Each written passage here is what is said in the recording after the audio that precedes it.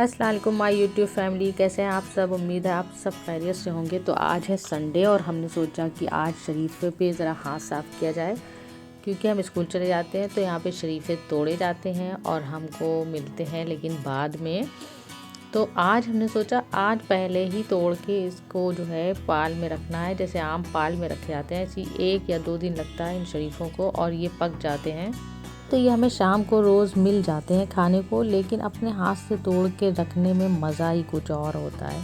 वैसे तो डेली ही तोड़े जाते हैं और जो भी आता है वो अपने हिसाब से तोड़ता है और 1 दिन पहले ही तोड़ लिए जाते हैं, ताकि ये फट के गिर जाते हैं। पकते हैं तो ये फट के गिर जाते हैं और इनमें बुलबुल भी चोंच मार मार के इनका अंदर का सारा खा लेती है और सिर्फ इनका छिलका लटका रह जाता है। और जब ये पेड़ में लगे लगे पक जाते हैं तो ये टपक भी जाते हैं और टपकने के बाद ये बर्बाद हो जाते हैं, क्योंकि नीचे है मिट्टी और वो मिट्टी में मिल जाते हैं। तो इसको हम लोग 1-2 दिन पहले ही तोड़ के रख लेते हैं और उसकी हम पहचान भी आपको बताएंगे कि कब इन्हें तोड़ना चाहिए और 1-2 दिन के लिए रख देना चाहिए पेपर में लपेट के कुछ अंदर से।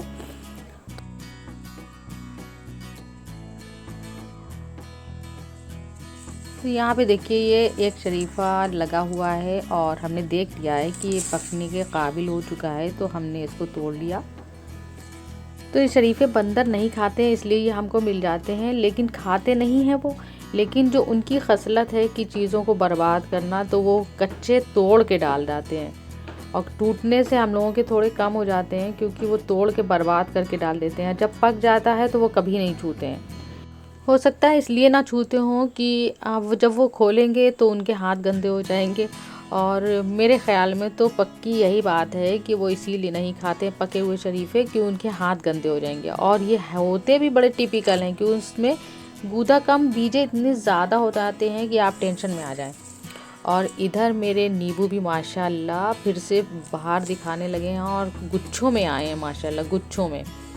तो अभी तो हम लोग एक फ़सल पूरी खा के बाँट के ख़त्म कर चुके हैं। अब ये दूसरी माशाल्लाह फ़सल आ गई है और ये फ़सल भी हमारे यहाँ कम इस्तेमाल होगी और हम लोग बाँटेंगे ज़्यादा।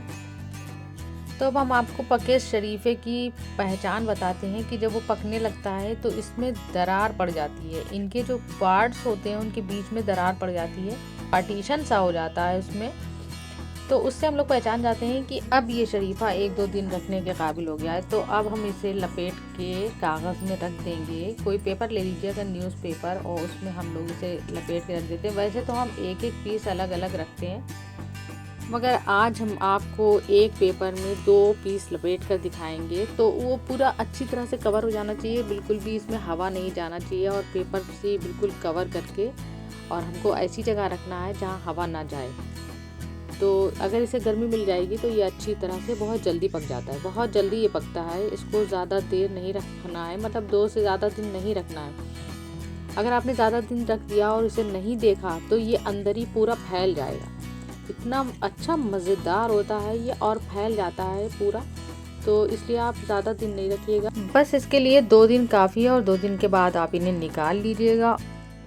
तो इस तरह से हमने शरीफों को लपेट दिया है पेपर में। और अगर आपके घर में शरीफे नहीं लगे हैं तो आप इजीली मार्केट में आजकल मिल रहे हैं, लेकिन बहुत महंगे हैं।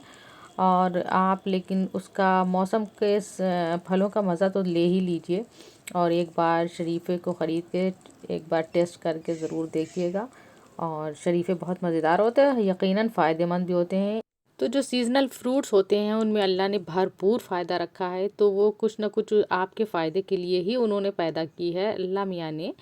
तो आप इसका फ़ायदा ज़रूर उठाइए। इसका मौसम है और ये ठंड में आते हैं, तो ये अभी आ रहे हैं मार्केट में, बहुत बहुत ज़्यादा आ रहे हैं।